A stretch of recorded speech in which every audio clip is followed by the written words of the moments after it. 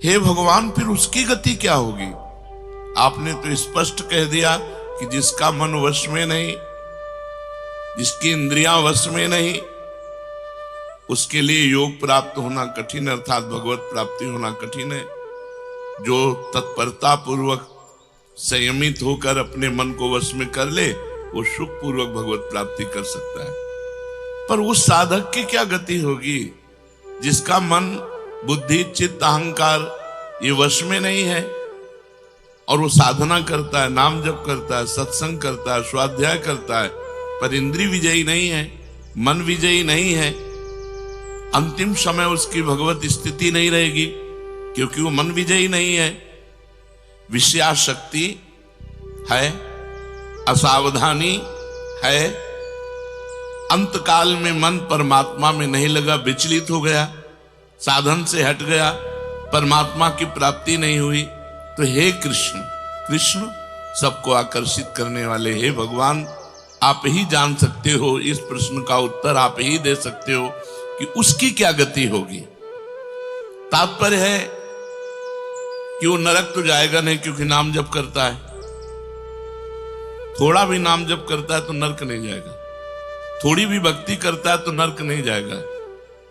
अजामिल के प्रसंग में यमराज जी ने अपने दूतों को आदेश किया था कि यदि कोई भी नारायण कृष्ण हरि बोलता है, गले में कंठी बांधे, वैष्णव है, भगवान का दास है, भूल करके मत जाना, तो नरक तो जाएगा नहीं, क्योंकि साधन करता है, नाम जप करता है, पाठ करता है, पर जितेंद्रीय नहीं है, मनोनिग्रह नहीं, इसलिए भगवत प्राप्ति तो होगी नहीं, ये भगवान कह रहे हैं।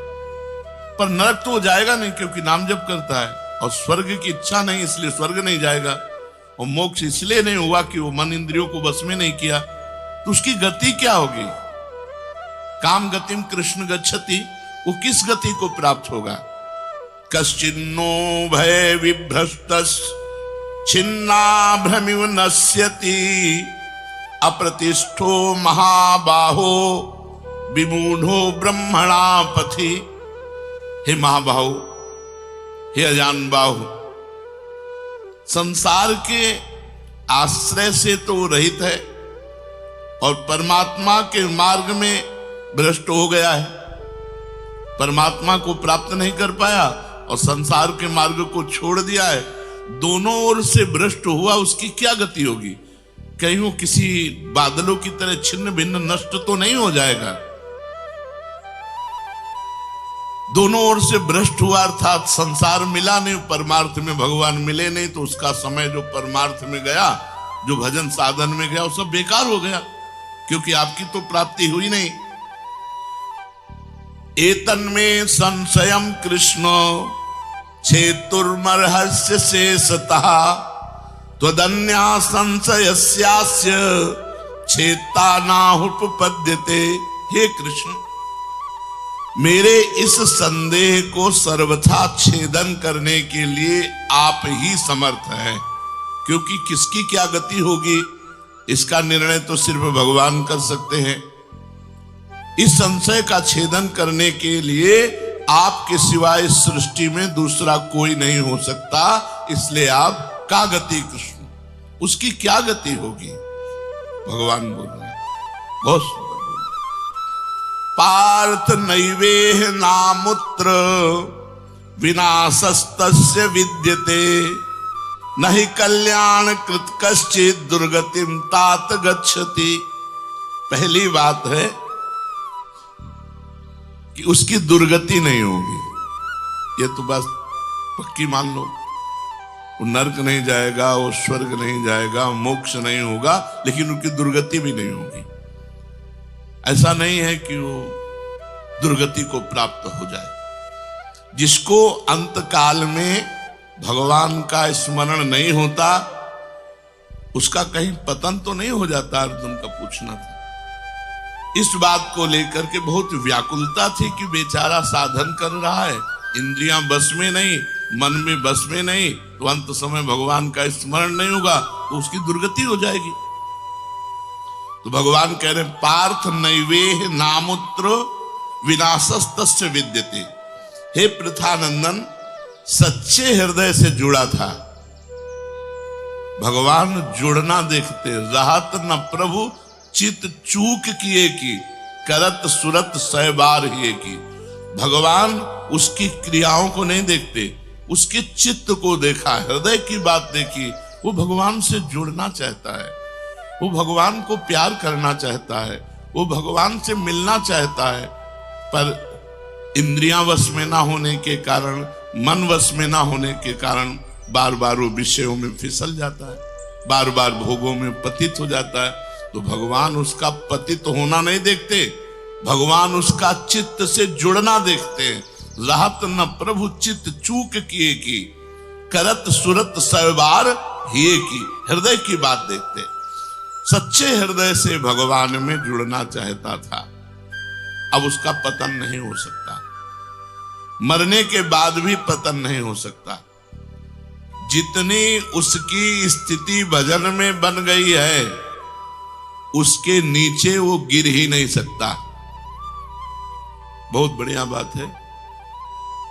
हमारा अगर 100 नाम जप हो गया है तो 101 से चलेगा अगले जन्म में, 99 से नहीं चलेगा। जिसकी जितनी भजन में स्थिति हो गई है, उससे वो नीचे वो नहीं गिर सकता। देखो, पहली बात तो दुर्गति हो नहीं सकती, नरक जाना नहीं है, स्वर्ग जाना नहीं है, दुर्गति होनी नहीं है। आगे भगवान बताएंगे उसकी गति क्या होगी। उसकी साधना जितनी है वो कभी नष्ट नहीं हो सकती। चाहे जितना बड़ा पाप बन जाए, उस पाप का उसे दंड भोगना पड़ेगा, लेकिन उसकी साधना नष्ट नहीं होगी। ये इस मार्ग का बहुत बड़ा सपोर्ट है कि मानो हम दिन भर भजन किया, हमसे शाम के गलती हो गई तो बोले दिन भर का भजन नष्ट हो गया। नहीं, आपका भजन दिन भर का वो है, और जो आपकी गलती हुई वो अलग है। गलती का आपको प्रायश्चित या दंड भोगना पड़ेगा, और भजन आपका सुरक्षित है। वो नीचे नहीं गिरेगा, उसकी साधन सामग्री नष्ट नहीं होगी। ये बहुत हृदय को शीतलता पहुंच। हमने जो नाम जप किया हमारा सुरक्षित है, नाम जप वो कभी नष्ट नहीं होगा। उसका पारमार्थिक उद्देश्य भी नहीं बदलेगा।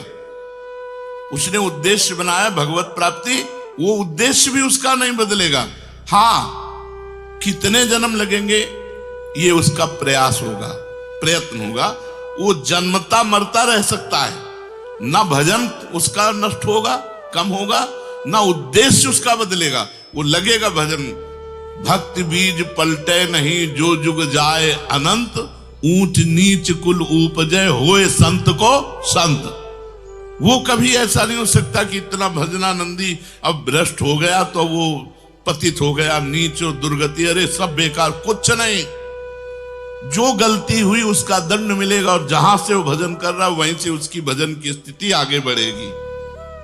जैसे उदाहरण में राजर्षि भरत का उदाहरण दिया था कि हिरन पे वृत्ति गई तो हिरन बने, लेकिन गंडकी नदी में खड़े होके हिरन बन करके भी इतना भजन किया कि अगला जन्म जड़ भरत जी के रूप में ब्रह्मबोध संपन्न महापुरुष के रूप में हुआ। तो भगवान कहते हैं, नहीं कल्याण कृत कश्चित दुर्गतिम तात गच्छति। अर्जुन, हे तात, बहुत प्यार भरा संबंध है, उसकी दुर्गति नहीं हो सकती। जो मेरा थोड़ा भी भजन किया है उसकी दुर्गति नहीं हो सकती। साधक के लिए बहुत ही पॉइंट के आश्वासन की बात कह रहे कि थोड़ा भी भजन किया तो उसकी दुर्गति नहीं हो सकती, और अगले जन्म में परमात्मा प्राप्ति की लालसा इतनी प्रबल होगी कि वो इंद्रियों मन को वश में कर लेगा। इस जन्म में जो चूक हुई वो अगले जन्म में सुधार लेगा। उसकी दुर्गति नहीं होने का तात्पर्य है कि जो मनुष्य कल्याणकारी कार्य में लगा हुआ है, जिसके लिए मनुष्य शरीर मिला है, वो कार्य कर रहा है, भजन कर रहा है, सत्संग कर रहा है, स्वाध्याय कर रहा है, ठाकुर सेवा कर रहा है, वो अपने असली कार्य में लगा हुआ है, पर उसका मन चलायमान है, उसकी इंद्रियां चलायमान, तो उसकी दुर्गति नहीं होगी। कारण कि उसका ध्येय चिन्मय तत्व भगवान में है, इसलिए उसका पतन नहीं हो सकता। मैं उसकी रक्षा करता हूं, तो उसकी दुर्गति कैसे हो सकती है? क्योंकि उसने थोड़ा भी सही मेरा भजन किया है। मेरी दृष्टि सर्वभूत हिते रता है, सब पर मोरी बराबर दाया, सब मम प्रिय सब मम उपजाए। मैं सबको प्यार करता हूं। फिर जो मनुष्य मेरी तरफ चल पड़ा, अपना किसी तरह से कल्याण परम हित मानकर मेरी तरफ चल पड़ा, तो मैं उसे सबसे ज्यादा प्यार करता हूं। फिर मैं जिसे प्यार करता हूं उसकी दुर्गति कैसे हो सकती है? प्यार तो सबको करता हूं, लेकिन जो अपना मान करके मेरी तरफ चल पड़ा, मेरा भजन करने लगा, उसकी दुर्गति कैसे हो सकती है? मेरा वो समझे न समझे, उससे वास्तविक संबंध तो है ही। ममई वांसो जीव लोके जीव भूता सनातना। वो भले भगवान से संबंध ठीक नहीं लगा पा रहा, लेकिन भगवान तो जान रहे मेरा संबंधी है, मेरा अंश है। ये संसार के साथ उसका वास्तविक संबंध नहीं है। उसने मेरे साथ इस वास्तविक संबंध को, असली लक्ष्य को उसने स्वीकार किया कि अब इस जन्म में भगवान को प्राप्त करना चाहता हूं, तो चाहे जितना बड़ा गलती पड़ गई हो, अपराध पड़ गया हो, उससे दुर्गति उसकी नहीं हो सकती। भगवान कहे उसका किया हुआ साधन नष्ट नहीं हो सकता। हाँ, वो देखने में मोहित सा लगेगा कि भ्रष्ट हो गया, अब तो कोई भजन साधन नहीं, अब तो भ्रष्ट सा हो गया है, साधन छूटा दिखाई देगा। परंतु ऐसी परिस्थिति में भी मैं उसका साथ नहीं छोड़ता। उसने मेरा भजन छोड़ दिया, मेरा साधन छोड़ दिया, लेकिन मैं उसका, जैसे एक सत्संग में दृष्टांत में देते थे कि जगन्नाथ जी की सेवा में श्रीअंग पार्षद रहते थे, तो उनमें से एक पार्षद वैश्या संसर्ग करने लगे कुसंग के कारण। तो जब सब पार्षदों को पता चला तो उन्होंने बुलाया और कहा, देखो तुम परम पावन श्री जगन्नाथ जी के अंग सेवी हो, या जगन्नाथ जी की सेवा छोड़ो वैश्या का संग करो, या वैश्या संग छोड़ो जगन्नाथ जी का अंग संग करो। तो भगवान की माया से मोहित हुए, साधन से गिरे हुए होने के कारण उन्होंने जगन्नाथ जी का अंग संग छोड़ दिया और वैश्या का अंग संग स्वीकार किया। आश्चर्य की बात कि जब उनका शरीर पूरा हुआ, वैश्यागामी जो अंग संग सेवी थे, तो जब शरीर पूरा हुआ तो जगन्नाथ जी ने स्वप्न में अपने पार्षदों को आदेश किया कि उसकी अंत्येष्टि क्रिया हमारे पार्षदों जैसी की जाए। तो उनका प्रभु स्वप्न में ही कहा कि प्रभु उन्होंने तो आपको छोड़कर वैश्या को स्वीकार कर लिया था। तो बोले उन्होंने छोड़ दिया था, ये उनकी हिम्मत है, हमारी हिम्मत नहीं, हमारा स्वभाव नहीं है, हमारी सामर्थ्य नहीं है। हम एक बार जिसको पकड़ लिया उसको कभी छोड़ते नहीं। तो भगवान यहाँ कह रहे हैं कि कभी कभी वो मोहित हो जाता है, वो साधन छोड़ता, लेकिन मैं उसे नहीं छोड़ता। ये खास बात समझो, मैं उसे नहीं छोड़ता। उसका किया हुआ अपराध, किया हुआ पाप, भले उसको थोड़ा समय दंड भुगताने के लिए, लेकिन मैं उसे छोड़ता नहीं। तो उसकी दुर्गति कैसे हो सकती है? इसलिए घटना घट सकती है। ये तो भगवान कह रहे हैं मनमानी मत करना, कह रहे घटना घट सकती है। आपने अपराध किया, आपको पाप का दंड मिल सकता है, लेकिन मैं उसके अंदर ऐसी व्याकुलता पैदा करूंगा कि वो सब प्रपंच छोड़कर दौड़कर मेरी तरफ भाग पड़ेगा, क्योंकि मैं उसे नहीं छोड़ता। जैसे गोपियों में थोड़ा अभिमान आया, मैं अंतर ध्यान हुआ, लेकिन उन्हीं के बीच में रहकर जहां व्याकुल हुई मैं प्रकट हो गया। तो भगवान कह रहे हैं कि एक बार जिसके भीतर थोड़ी भी साधना चल पड़ी, थोड़े भी संस्कार भक्ति के पड़ गए, नाम जप करना, वाणी पाठ करना, थोड़ा भी भगवत्कार, कर्म चैव तदर्थीयम सदित्येवाभिधीयते, तो उसका कभी पतन नहीं हो सकता जो संस्कार पड़ गया भक्ति का, क्योंकि सत वस्तु का कभी अभाव नहीं होता। तो फिर प्रभु गति क्या होती है उसकी? तो भगवान कह रहे प्राप्य पुण्य कृताम लोका नुषित्वा शाश्वती समाः शुचीनाम श्रीमताम गेहे योग भ्रष्टो भी जायते। आहा, प्राप्य पुण्य कृताम लोकान, उसने गंगा स्नान किया है, उसने नाम जप किया है, उसने वाणी पाठ किया है, उसने ठाकुर सेवा की, तो कोई साधारण है? बहुत बड़ा धनी है। भले लोक भ्रष्ट हो गया है, भले इंद्रियां उसके कब्जे में नहीं, भले मन उसके कब्जे में नहीं, लेकिन साधारण जीव नहीं है। वो भगवान का जन है, उसने नाम जप किया है, वाणी पाठ किया है, ठाकुर सेवा की, धामवास किया, तीर्थ अवगान किया, प्राप्य पुण्य कृताम लोकान।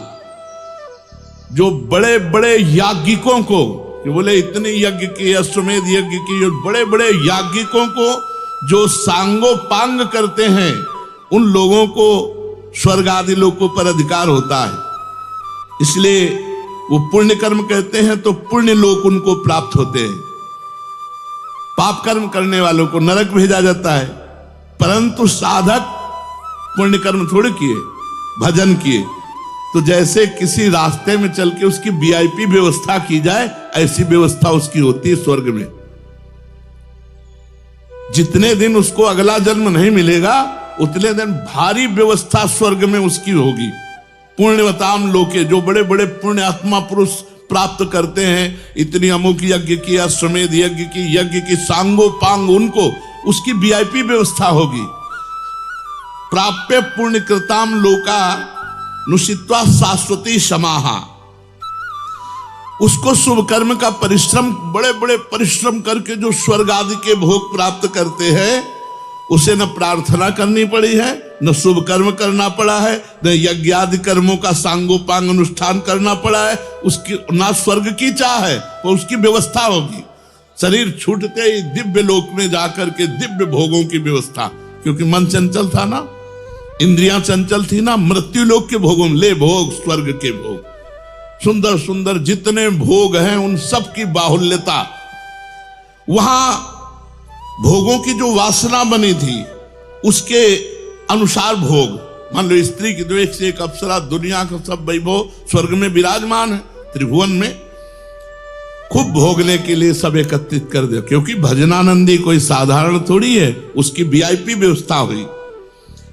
अब अंत समय से साधन में विचलित मना हो जाने के कारण जो बड़े बड़े परिश्रमों से, पुण्यों से प्राप्त होता है, वो ऐसे स्वाभाविक रूप से रास्ते में प्राप्त हो रहा है। ये उसकी गति नहीं है, ये अयाचिक वृत्ति से उसकी वीआईपी व्यवस्था है कि अब ले जा रहे हैं तो रास्ते में ऐसे थोड़ी कि कोड़ा मारते, पानी भी नहीं पिया रहे, धूप में ले जा, नहीं, सीधे उसको आनंद पूर्वक स्वर्ग आदि लोकों की दिव्य भोग वृत्तियां, जिन भोगों के लिए वो विचलित रहा है मनुष्य साधना करते समय, वो सारे भोग उसको वहां प्राप्त होंगे। वहां रहने पर इतना भोग दिलाया जाता है कि उसकी अरुचि हो जाती है स्वर्ग के भोगों से। मर्तलोक में आके दोबारा फंसेगा क्या?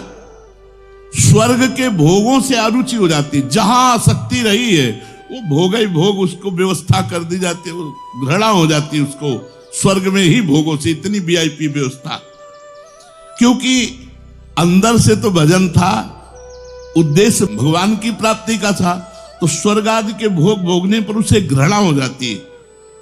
वो अपनी वासना जो अंदर थी, जिनके कारण इंद्रियों मन को जीत नहीं पाया, वो देख लेता है, अरे अब ये तो मर्त्य लोक के भोग है, स्वर्ग के भोग, उसको वहां उसके अंदर घृणा हो जाती है। उसित्वा शाश्वती क्षमा, फिर उसे और ऊंचे लोकों में